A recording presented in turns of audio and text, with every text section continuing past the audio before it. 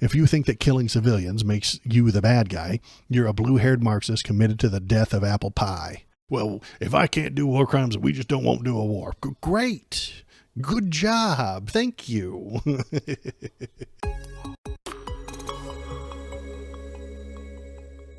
Trump's defense secretary thinks Marxists are our enemies. So that's me. He's talking about me. So I'm apparently the enemy of the guy who's going to be in charge of the DOD. That's going to be fun. I'm sure that won't bite me in the ass ever. In his book published this summer, The War on Warriors, Pete Hegseth, Donald Trump's pick for Secretary of Defense, described being called up to active duty to guard the streets of Washington, D.C. during Black Lives Matter protests that followed the police killing of George Floyd. He acknowledged protesters' First Amendment rights. Hand wave. He's like, yeah, they have First Amendment rights, but not like this. But also see that the violent professional agitators and armies of armed and violent left-wing extremists. Who's professional? How do you get that job? Who's out here being a violent professional agitators? The professionals suggest that they're paid for it. Is this some of that George Soros bullshit? Or are you making shit up? He said behaved like 21st century hoplites, unironically using the word hoplite. That's how much of a nerd he is.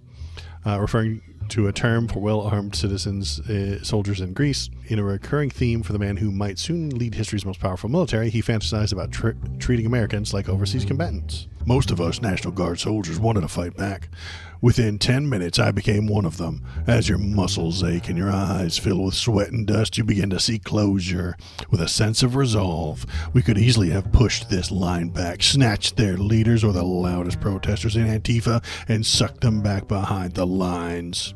If this engagement were to occur in Damara or Kandahar, we would have been home by breakfast.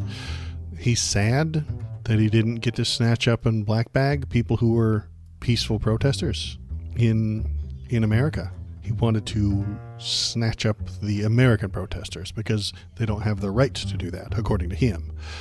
He doesn't understand what the First Amendment is. He doesn't understand protesting. He doesn't understand freedom. As usual, with most conservatives, this is the issue.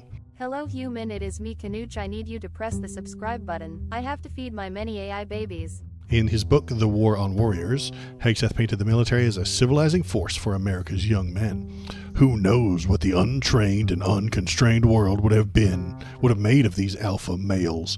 But the military made great warriors and now great citizens. They're masculine football-playing studs who served their country. Jesus Christ. But he was also explicit that the military, and therefore America, is under attack from left-wing ideologies and that the military should fight back against the woke tide just as it would a foreign enemy. America, he said, is in a cold civil war and under attack by the Confederacy of Radicals. In the book, he dedicated considerable time railing against modern laws of war and called it the United States to rewrite them to fight by its own rules. Don't have rules in war. Do whatever you want. Kill anybody you like. Who cares? Yeah, he's such a patriot. I know, right? After HuffPost reached out to the Trump Vance transition team, blah, blah, blah, blah, blah, blah, blah, blah, blah, blah. Skip to the good parts.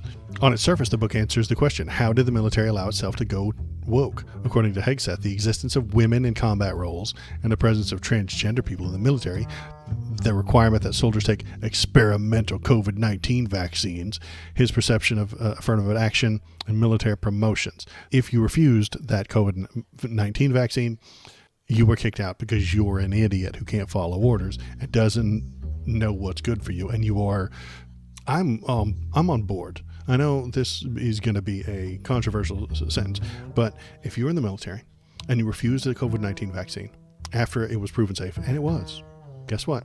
It was proven safe. You should be removed because the only reason you would deny that is that you are a conspiracy-brained dipshit. That's why. Conspiracy-brained dipshits are dangerous, especially if you give them access to the United States military.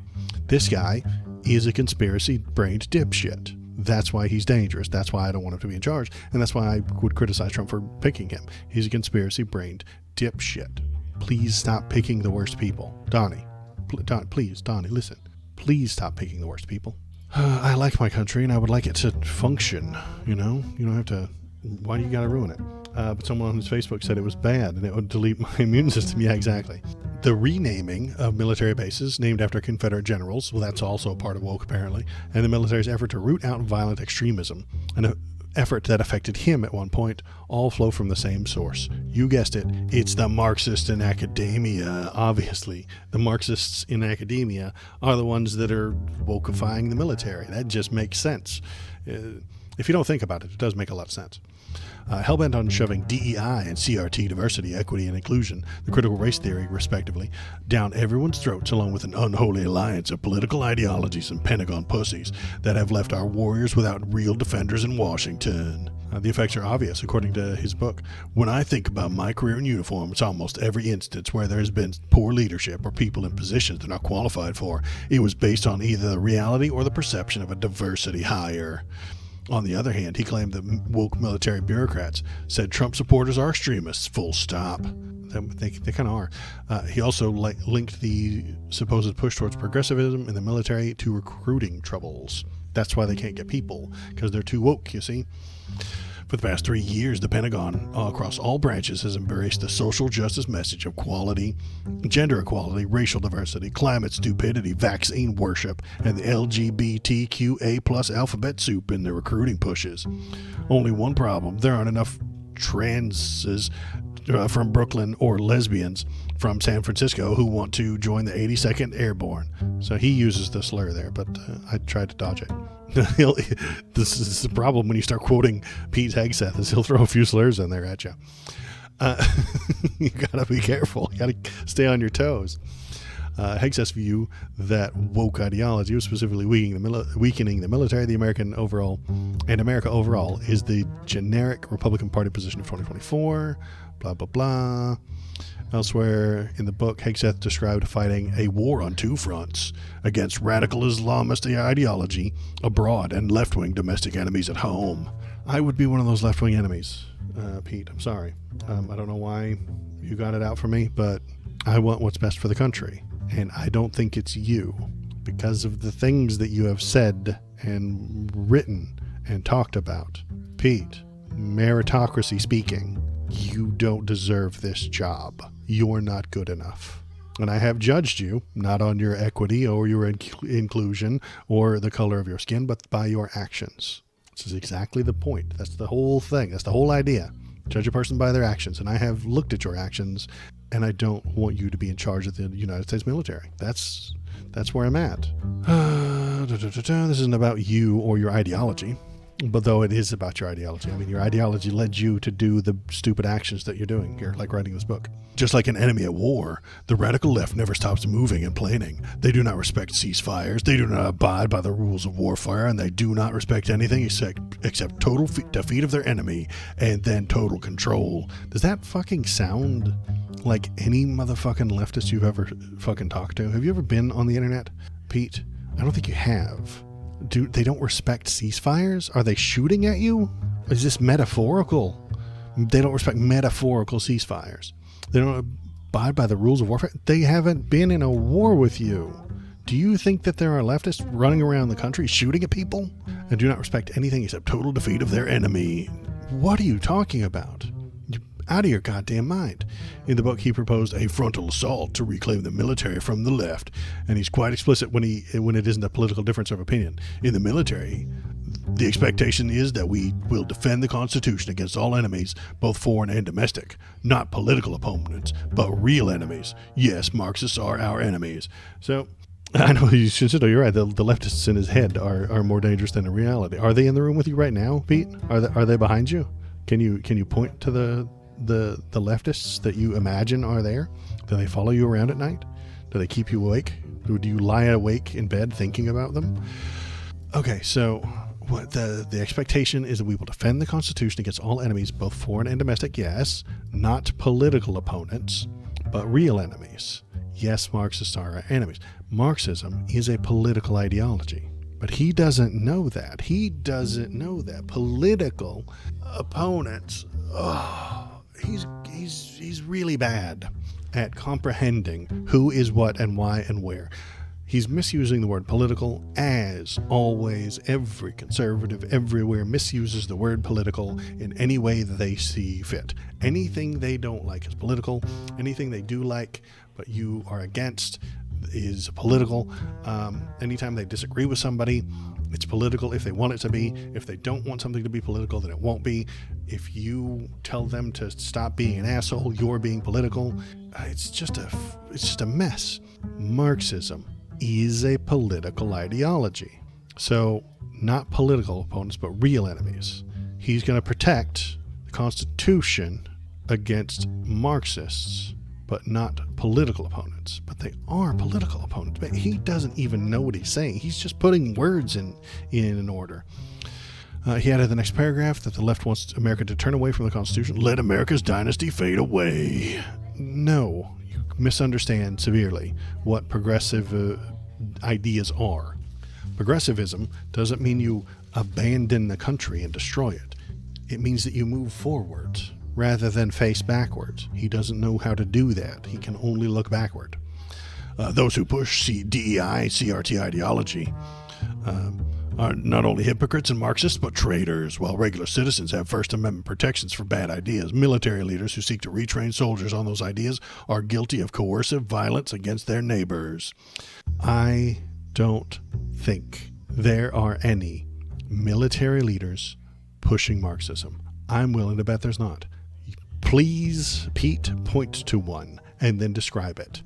I don't think you can. I think you are imagining these things. I think you are making all of this up to sound cool, which is exactly what a guy with your ideas would do. It's exactly what you would do. The Constitution is our lodestar. Marxists hate the Constitution. DEI and CRT are Marxist philosophies. Therefore, DEI and CRT are enemies of our Constitution, domestic enemies. There's more of that nonsensical word salad. The Constitution is our lodestar. Okay, great. Marxists hate the Constitution. No, they don't. Have you ever met one? No. Have you ever spoken to one? No. Have you ever listened to what one has to say? No. You have imagined. You misunderstand what Marxism is. You have created a delusion in your own head about what it is, and now you are spreading fear about what they are. DEI and CRT are Marxist philosophies. No, they aren't. No, they're not. Marx was done. He's written all his stuff. If you build upon that, you can move up to your own philosophy, but DEI and CRT are just decency. Man, they really are. Be good to each other. Try to get along with each other. Comprehend how you could say something offensive and then learn not to do that. That's it. So if A is equals B and B equals C and C equals domestic enemies, he's doing that fallacy, or well, there's a fallacy. I can't remember which one. I don't remember them all. But he's doing that. Perhaps most notably in a book obsessed with fighting against perceived domestic enemies. Hegseth spent a considerable amount of time in The War on Warriors, criticizing the military's rules of engagement and modern international laws of warfare more generally. Military lawyers and limited rules of engagement, he posited, are the real reason America can't seem to take its gloves off and win a war. Speaking on his time in Iraq, for example, Hegseth recalled a judge, advocate general, or Jagoff. He's so funny. You guys, he's hilarious. This guy's hilarious. He called a JAG officer a Jagoff, telling his men that they were not allowed to fire on a hypothetical man carrying a rocket-propelled grenade launcher until the RPG becomes a threat. It must be pointed at you with the intent to fire, the lawyer said. And then Hegseth, men, if you see an enemy who you believe is a threat, you engage and destroy the threat. That's a bullshit rule that's going to get people killed. Our enemies should get bullets, not attorneys. The fact that we don't do what's necessary is the reason wars become endless. Modern wars never end because we won't finish them. What is necessary to win modern wars? The likely future defense secretary has an answer in a chapter called The Laws of War for Winners. For winners. Okay.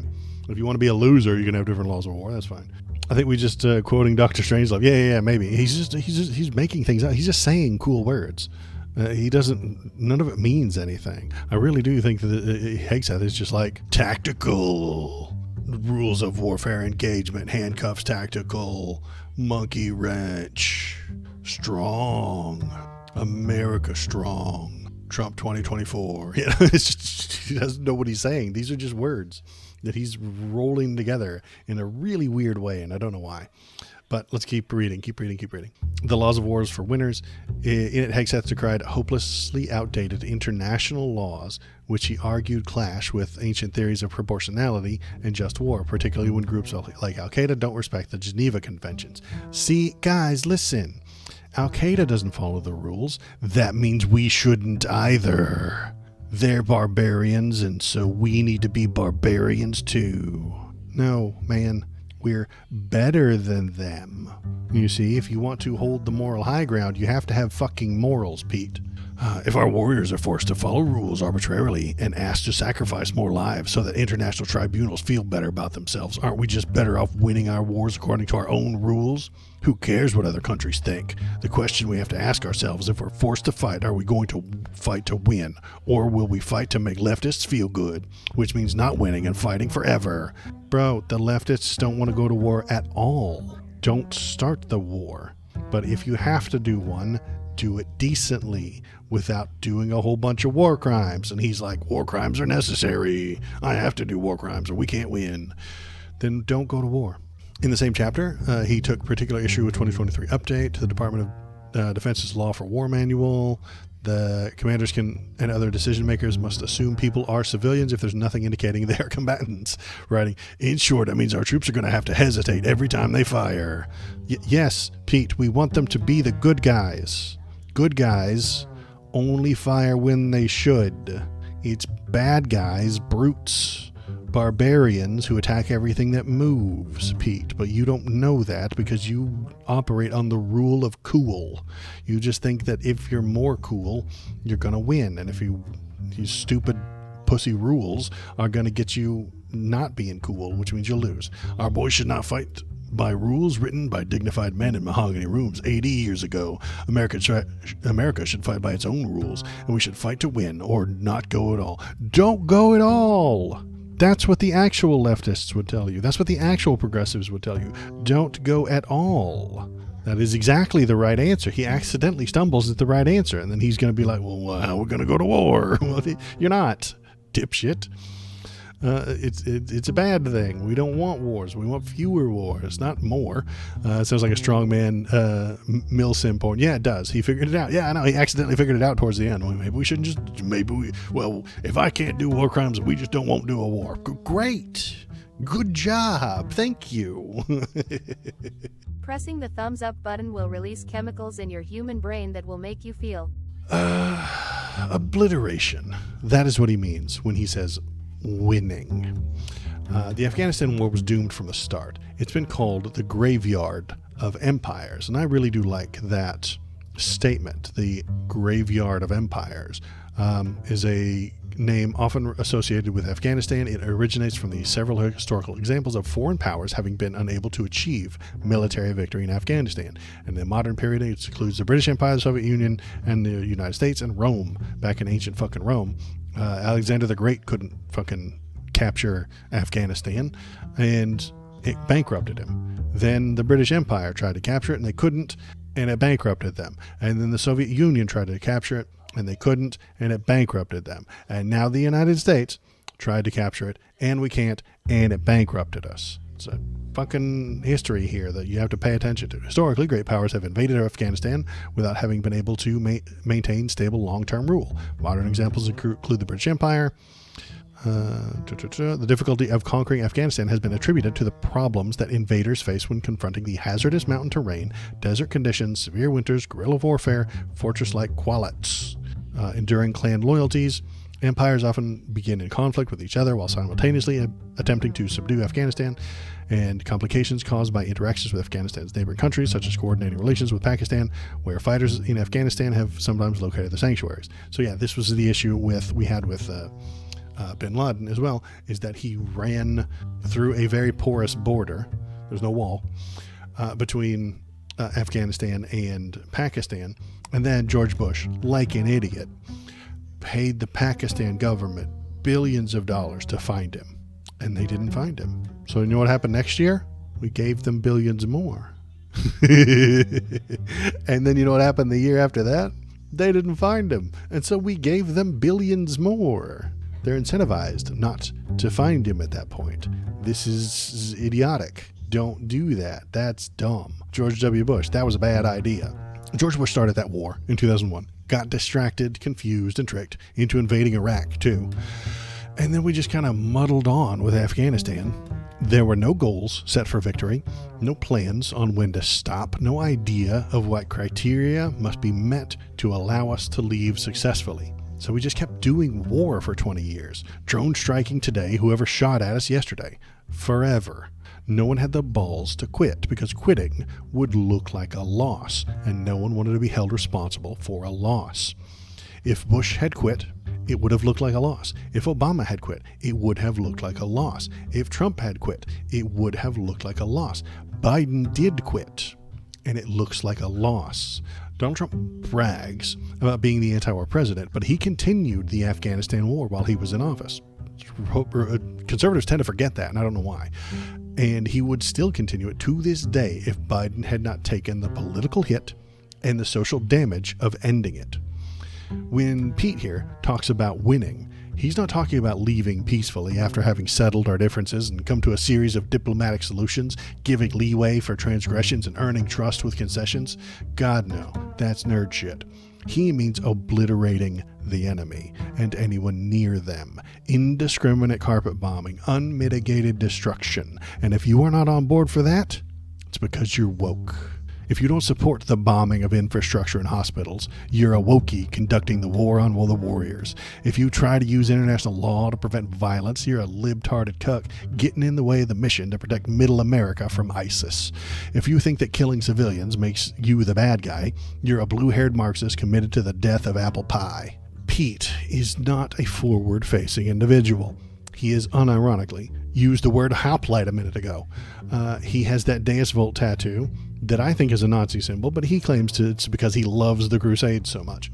He looks to the past to determine what we should do today. He is part of a backward-facing ideology. And if he gets his way, he will drag us backward to trench warfare fought over land and resources, rationalized by religion. That is what he will bring us, a new holy war. Oh, well, we can watch him. Here, look. Let's listen to him complain. American soldiers get in trouble for killing civilians. What a bunch of lib-cuck bullshit. You've got to do it along all three levels. I mean, tactically, first of all, you have to untie the hands of warfighters, get the lawyers off the front lines or off the backs of guys. There's always going to be Army lawyers. I get it. But they need to be defending our troops more than trying to prosecute them and creating all these complicated laws that say, even in a civilian environment, in a complex neighborhood, if you kill one civilian, you're the bad guy. You can't fight in a war that way. If you kill a civilian, you're the bad guy all of a sudden. Oh, yeah, he's going to get us into a holy war. He really is. I am the algorithm. Click on this video to make me happy. You wouldn't like me when I am angry.